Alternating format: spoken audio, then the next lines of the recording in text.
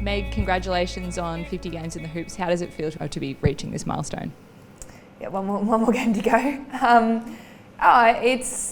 It's funny, you realise I've watched so many other people play milestones along the way, and they always say, oh, it's a time, makes you reflect, and it probably does. 50 is it's a funny number for us because, it's a reflection of being able to have played quite a few of the games that are available to us at the moment. So I think that's the thing that makes me really proud, is the sort of availability and the kind of work that I've tried to put in to be able to play 50 across the number of seasons that I have, and to do it. It's this club. I think if I'm doing it a sort of reflective piece on what those 50 games have meant, then I think I'm incredibly proud and lucky to have been able to be there at the beginning of AFLW, and I'm not hanging up the boots yet, but I hope by the time that I do, that the playing group that I'm with now will, some of them will play 150 games, 200 games of footy. So I think those of us for whom 50 is going to be the milestone of their career,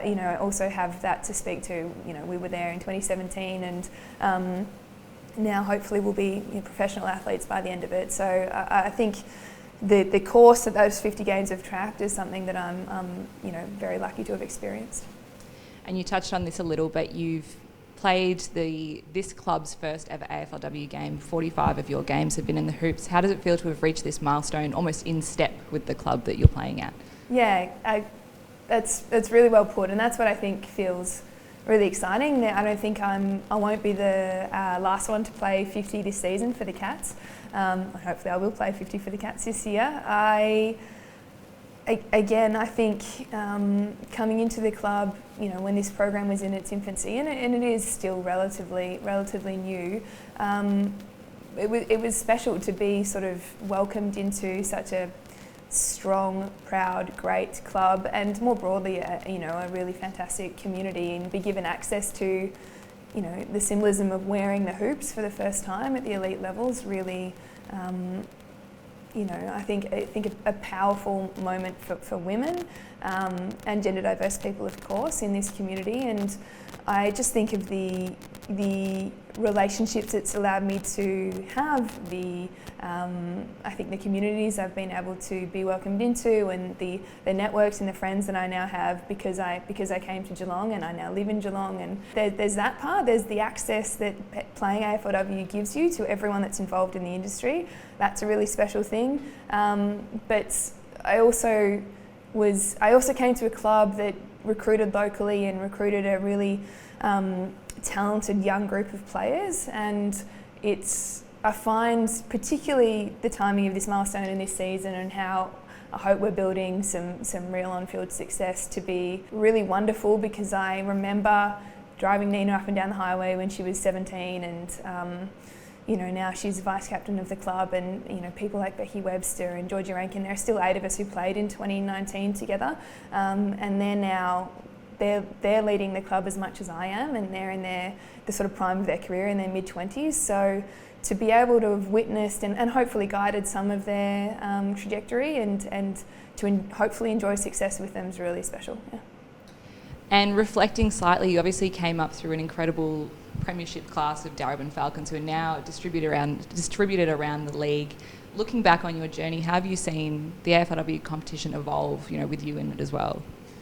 Yeah, it's enormous, and I whenever I get asked questions about the evolution of women's football and being able to play on the big stage, I find it important to say that I'm incredibly thankful to the people who are only a generation before me, who have built the competition and built women's football in Victoria and in Australia, who never got to play in their childhood club's jumper, or in the hoops like I have. And I came to football as someone who wanted to get sport back into my life and find a new community and have a bit of fun, and I timed it really well, because then the national competition was announced, and it's allowed me to sort of tap into, I think, who I was as a child growing up, someone who wanted to play elite sport and was really sporty. Footy's been able to, has been the thing that's allowed me to live that out, and a club like Darwin has meant that I've been able to learn from and be in contact with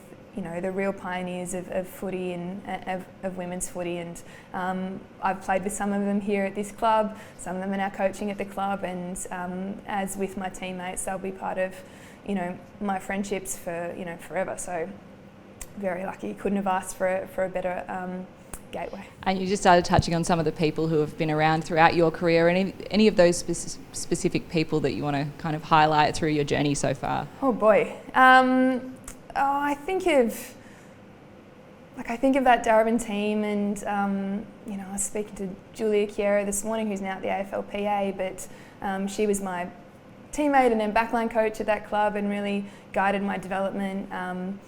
Asta O'Connor used to have the locker just up there. Until Asta retired, I'd never played in a team without her. Melissa Hickey, those players are players who helped me sort of catch the bug in my early years, and I was lucky to play with them at the elite level, and they led this club before I did. So those ones are particularly special. I lived with Darcy Vesio for a number of years. They were the reason that I went and tried footy in the first place, because I worked with them at Tennis Australia. And then it's meeting these 17-year-olds at the time who, when I look and I think, I'm 5 to 10 years younger than the people I've just mentioned, and they've been the people that I've gone to for advice.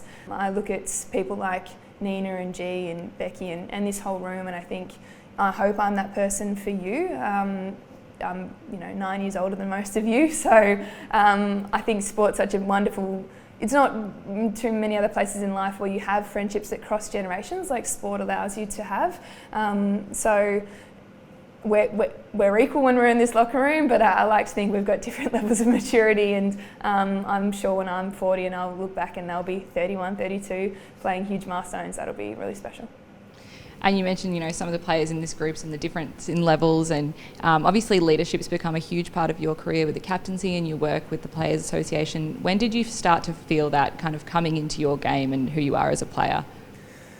Yeah, I suppose it was when I arrived at the Cats, and probably into my first and second year at Geelong. I wasn't in a leadership position when I first came here, but I had probably relatively more experience in footy than a lot of the players that were here, despite only having been in it for a few years. And when some of those players, the ones that were ahead of me, retired, I think I felt comfortable that I was probably the more senior member of the team at that point, and was able to be somewhat influential on field, but had enough experience and was at an age where I could lead the people around me. But I think that's always relative to who else is in the team, where the team's at in their own development, and as you mentioned before, the fact that my career has sort of fallen in line with the development of the Geelong. I think that's a timing thing, and the thing that's so special now is that I feel like I've been able to develop my leadership and grow with the team,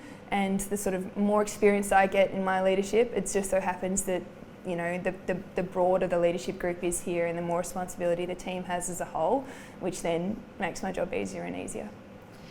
And lastly, we're obviously in a really exciting time for Cats AFLW here at the club. Looking ahead of Saturday's game and the rest of the season, what do you see going forward? What are your hopes for the team?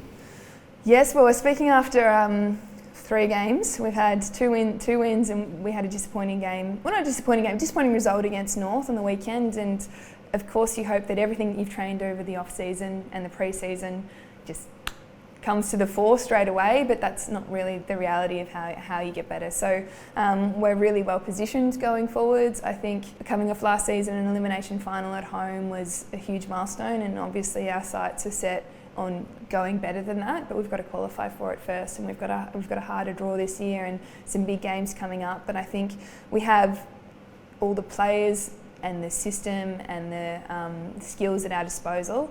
It's just a matter of practicing those on game day and getting more and more in sync with each other and building that confidence. So I think we've got everything that's required to score against the teams that we struggle to score against, and therefore get some results against them. We've just got to put it on the park.